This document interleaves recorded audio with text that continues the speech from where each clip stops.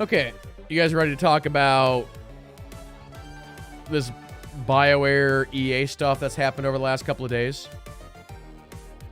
So, I was not able to stream yesterday, so we weren't able to talk about the Anthem stuff. But I guess for the one person in the room who didn't hear, it was announced yesterday that EA is essentially giving up on Anthem and they're putting the game into maintenance mode.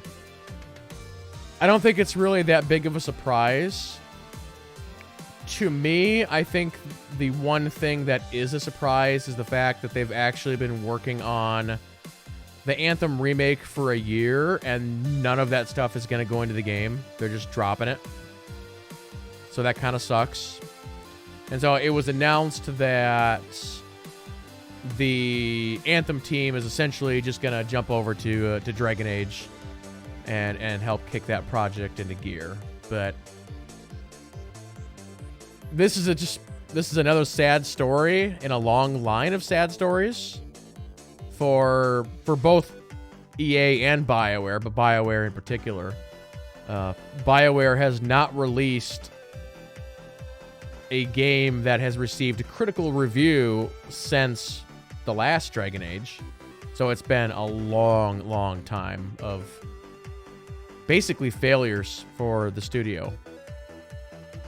And the BioWare blog that they released, which I'm sure some of you have already read, Christian Daly, he doesn't really mess around. He just goes right into it. And, he starts out saying, in the spirit of transparency, and he's just like, yeah, we're done. We're done with it. But I feel like Anthem had so much potential. And I think that combat system and being able to fly around the world and all that is just, it's really cool, and it's something that no other game does. But it just sucks that there's no content in that game and the fact that it runs like garbage. So literally last night, since I couldn't stream, I was like, you know what? I'm going to jump into Anthem for like an hour and just kind of mess around. And I couldn't because the game ran so poorly for me. I literally couldn't play the game. I have a $5,000 machine. And I have Anthem installed on an M2 drive. And I'm essentially getting like 10 FPS. So it's like, what's the problem here? Funny enough, I'm actually going to uninstall it and install it on a regular SSD just to see if that does anything. But it's just like, the game has never run great for anybody. And yeah, like Linewalker says in chat, the loading screens are just long as crazy, and they are. It's absolutely insane.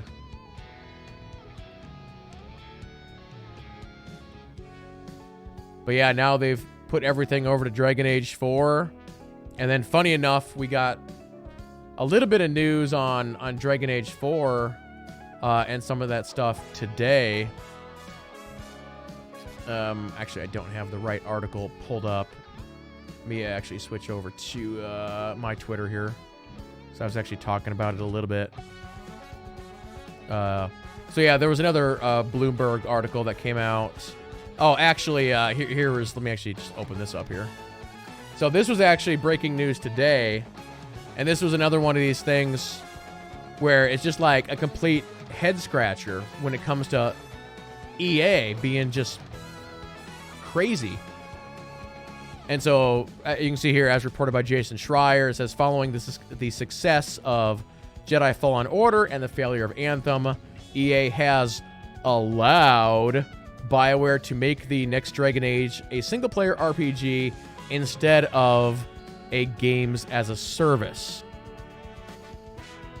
What? And so this kicked off a whole big thing today. And then I believe there was an article from IGN that I can pull up real quick, where and I don't know what was happening at EA today, but it just seems like the last 2 days it's been just craziness over at EA. But yeah, there's an article, if I can find it here real quick, that talks about EA is going to essentially let all of their studios just do whatever they want now. Yeah, they post so many articles. It's gonna be hard to find the one that I'm looking for. That was 12 hours ago. Let me actually just go to IGN's website here real fast, as we're just kind of talking about this. But yeah, the other thing that was actually posted in here, I'm going to bring up yet another tab on Twitter here. In the actual Bloomberg article that I quoted. So it says here, the next Dragon Age first entered development in 2015. Let that sink in for a second. But in the fall of 2017, EA and Bioware rebooted the game. Oh, let that sink in. To push for long-term monetization. So now they are changing it back.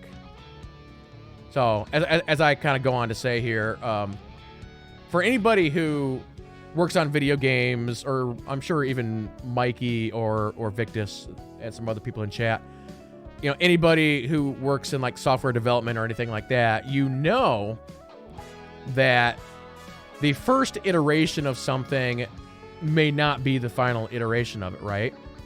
And there are always changes that happen whenever you're coming up with a piece of software or a game or whatever, right?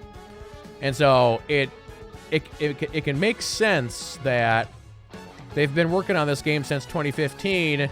In 2017, they essentially scrapped it and started over 2 years later. And then now they're potentially doing the same thing again. So I feel like there's a line in there where it makes sense within a project that you can redo certain aspects of it based on things that you see need to change or whatever. But this is potentially the second time that they're starting over with this game, or at least some aspects of the game. And we also know that the leadership of Dragon Age 4 has also been replaced.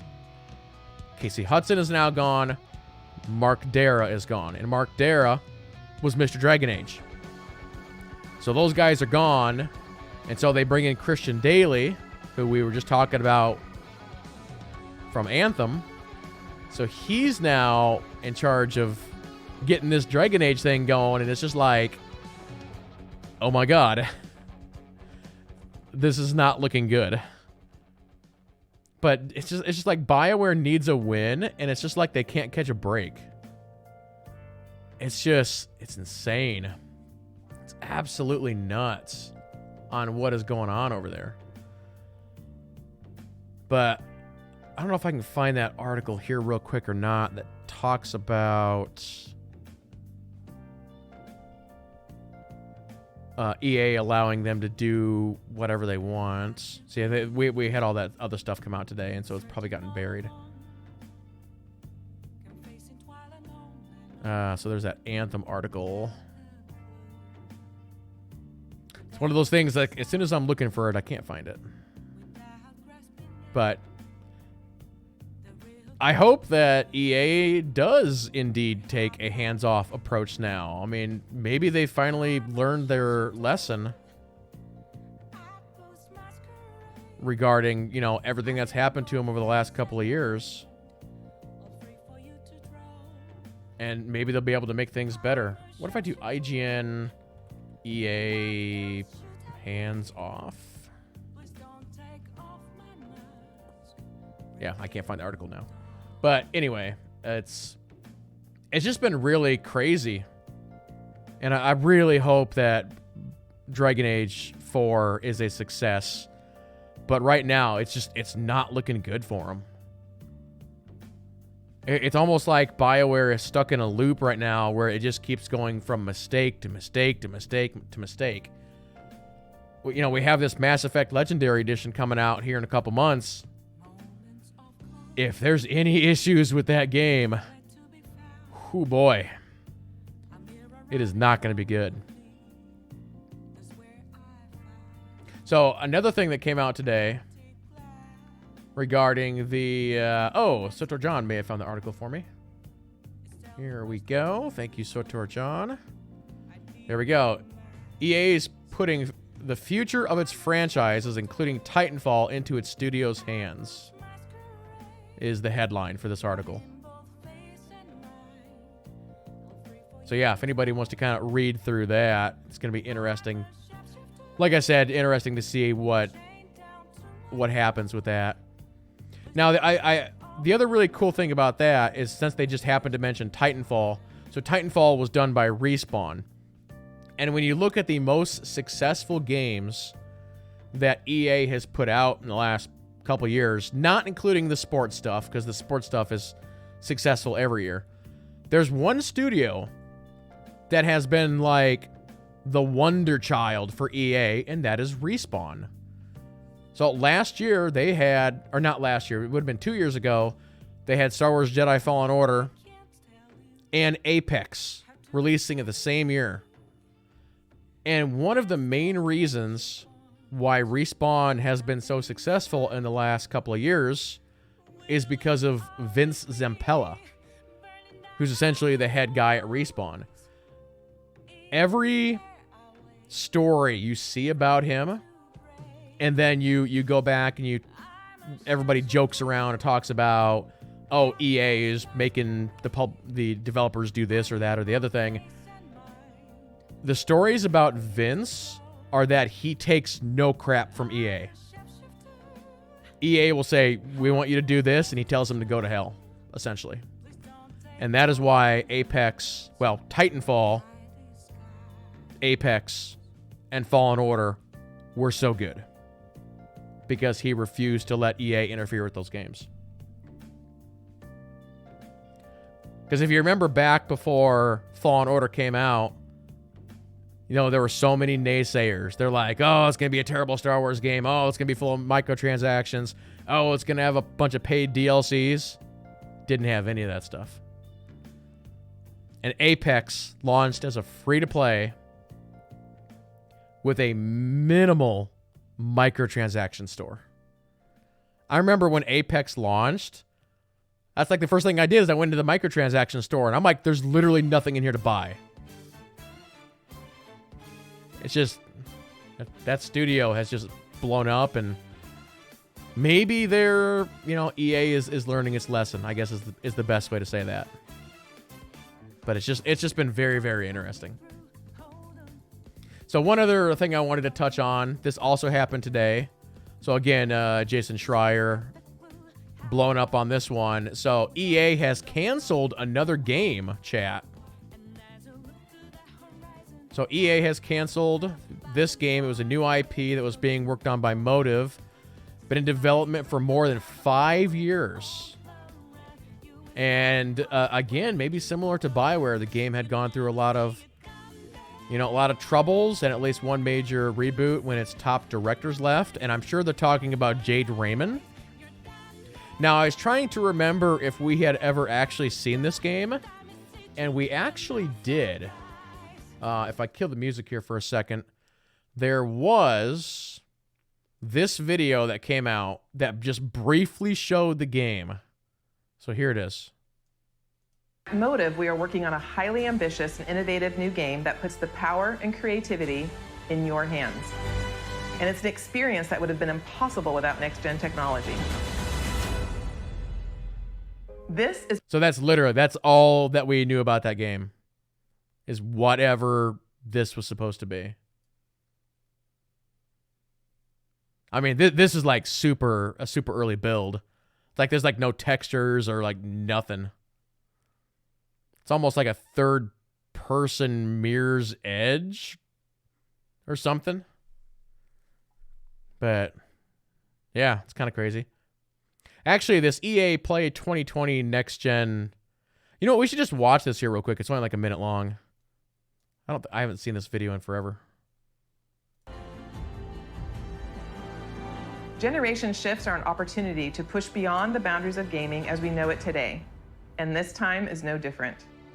Our studios are taking their crazy ambitious ideas and making them real. Criterion is known for how their games feel. From superior physics to nuanced details of gameplay, this team hand curates the moment to... Quick note on this. EA just bought... Is it Codemasters? Let me fact check that. I believe that is correct. So yeah, so EA just bought Codemasters. So they just basically Codemasters does racing games. So EA now has Need for Speed and a bunch of other racing games under their banner now. So moment experience. And with the new consoles this year, there will be a seamless immersion which will get you into the race in a matter of seconds. Bioware imagines and creates worlds where you become the hero of your own story. And we're using this next generation of technology to make those fantasy worlds your reality. For every console generation, DICE sets the bar for excellence in audio and visual presentation. We are creating epic battles at a scale and fidelity unlike anything you've experienced before. At Motive, we are working on a highly ambitious and innovative new game that puts the power and creativity in your hands. And it's an experience that would have been impossible without next-gen technology. This is just the beginning of the things we are working on, and there is so much more to come. The future of EA Studios is not just about new technology. It's about you, your voices, your ideas. We want to be where you come to play. We want to make games for everyone. So please keep giving us your... all right, I think I've heard enough of that. So yeah, chat. It's really interesting stuff, and feedback, and let's build yeah, and I don't know if there's too much more that needs to be said. I feel like this is a topic we talk about like every couple of months because some disaster comes up, and it's just like one thing after another. And I know there were some rumors, I want to say, I don't know if it was last year or the year before. And people were like, if Anthem fails and Dragon Age fails, that'll be the end of BioWare. So they're kind of down to their last chance, so to speak here. I honestly don't know if EA would actually dissolve them. But on the other hand, they have dissolved other companies before. I mean, there's lists out there of the companies that EA has bought and then dissolved, so you never know. But I don't know, any further thoughts, chat?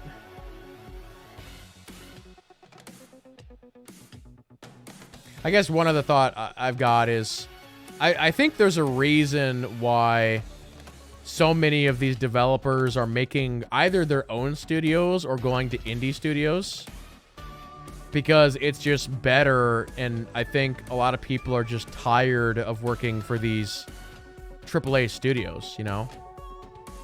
You look at what Mike Morhaime and a lot of the ex-Blizzard guys did. At the end of last year, they went and they created their own studios. Actually, they created 2 studios, and they're now working on games. And there's been what, like 3 or 4 studios made by ex-Bioware guys. So you really wonder, like as I mentioned earlier, Casey Hudson and Mark Dara. It's like, are they planning on just making their own studio at this point?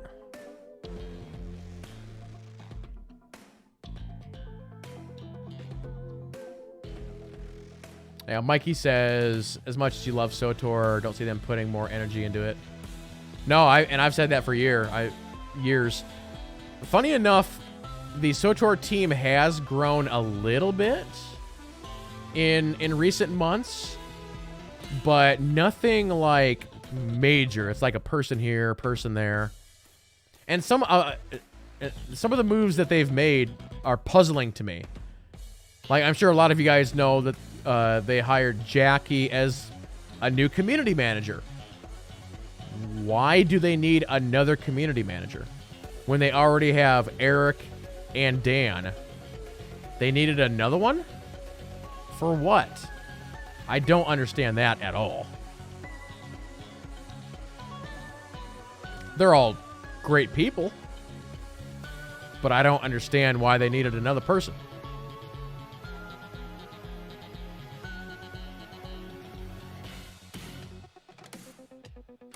Actually, that being said, I do have like a little something. I have a feeling like Musco's time there is numbered.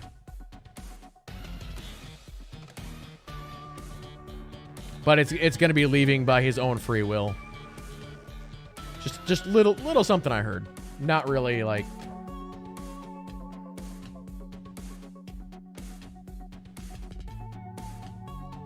You know what I'm saying, chat?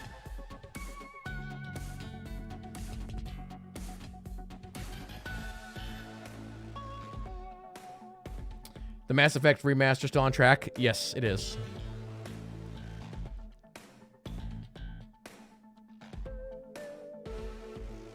After Anthem, you don't think you'll pre-order Mass Effect remaster? Yeah, I can definitely see that. I already did.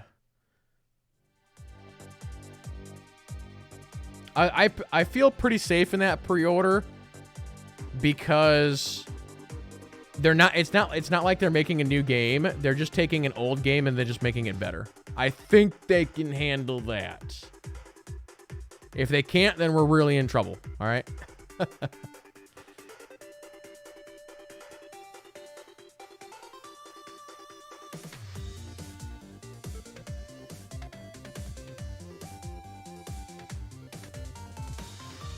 But yeah, I wonder if they would ever give BioWare like a new IP or something like that. I mean, the last new IP that they gave BioWare that wasn't Anthem, that actually got canceled. That was like several years ago. I'm trying to remember what the heck of the name of that game was. Let's see here, chat. BioWare. Whoops, I can't even spell. BioWare IP canceled? Oh, yeah. Shadow Realm. That's right. That's right. Shadow Realms. I kind of forget what that game was even supposed to be. Yeah, that was in 2015. Yeah, that's right. That's right.